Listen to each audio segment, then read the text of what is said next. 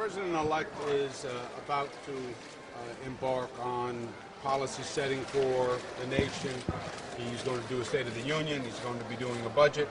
And I wanted to make sure that he had the context of New York in those conversations.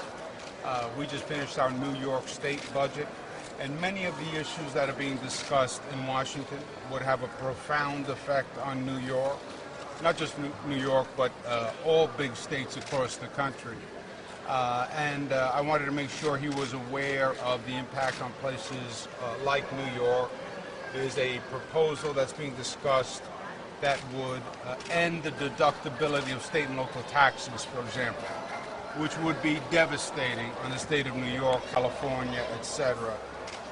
If you didn't allow the people of this state to deduct their state and local taxes. The Affordable Care Act, if the Affordable Care Act is ended, we have 3 million Americans, 3 million New Yorkers uninsured. And that's 3 million families. It would have a dramatic impact on the state, and not just for those 3 million. We now live in a community where if you sneeze, I get sick, right? This is all about public health. So some of the changes to the Affordable Care Act could have dramatic results on New York, and if the federal government does make changes to Obamacare, it's very important to protect the accomplishments that Obamacare also brought to us.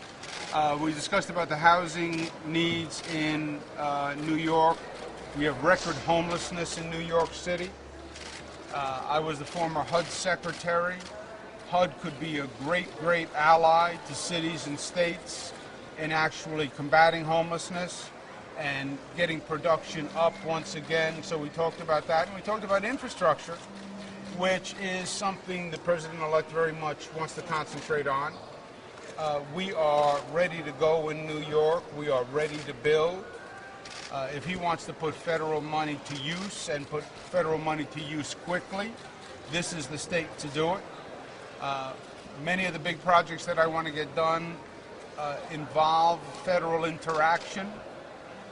Improving LaGuardia Airport, that's federal interaction. Improving JFK Airport, the subway system that needs dramatic improvement, that involves the federal government. So basically the conversation was about both the opportunities for the state of New York and the needs of the state of New York, while the President-elect is going down to hear about the federal policies. Did you try to get him to reconsider repeal and replace? Did you at all urge him to reconsider?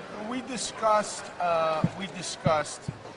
how the Affordable Care Act affects New York and the pitfalls of a repeal plan, which would be dramatic on the state of New York. But how did he react when you told him about it?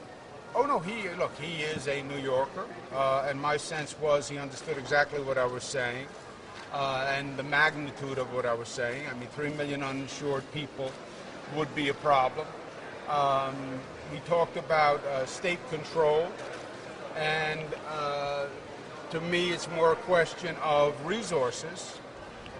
As long as the federal government is providing the resources, so we make sure the progress we've made isn't lost. So was this like two Queens boys talking about things? Did he talk about staying in New York City after Friday, or is he actually going to move down to the That didn't come up. Was it like two Queens boys talking about things, chewing the fat, or was it more adversarial? It was not adversarial. I don't know what you mean by two Queens boys chewing the fat. You know what we didn't chew the fat. We didn't chew the fat in Queens. Maybe two people with Queens accents, but we never chewed the fat. How would you characterize his knowledge of the issues we discussed? He was knowledgeable about the issues on the Affordable Care Act and the different options that were being discussed. He was knowledgeable about the issue of state and local deductibility, which is a very big issue.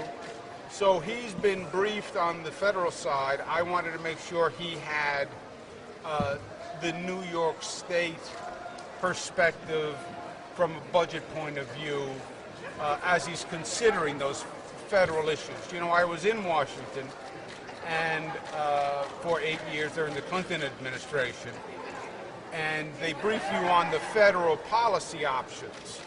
But it's very important to know the impact on the state for those federal options. And that's what we chatted about, and I thought it was a good conversation. All right, guys, one more. Thank you, guys. Governor, you agree or disagree with John Lewis's claim that elect Trump's presidency is illegitimate because of the Russian? John Lewis is a person who I worked with when I was in Washington, and I have tremendous respect for John Lewis and the work he's done. Thank you very much. Guys. Are you attending the inauguration?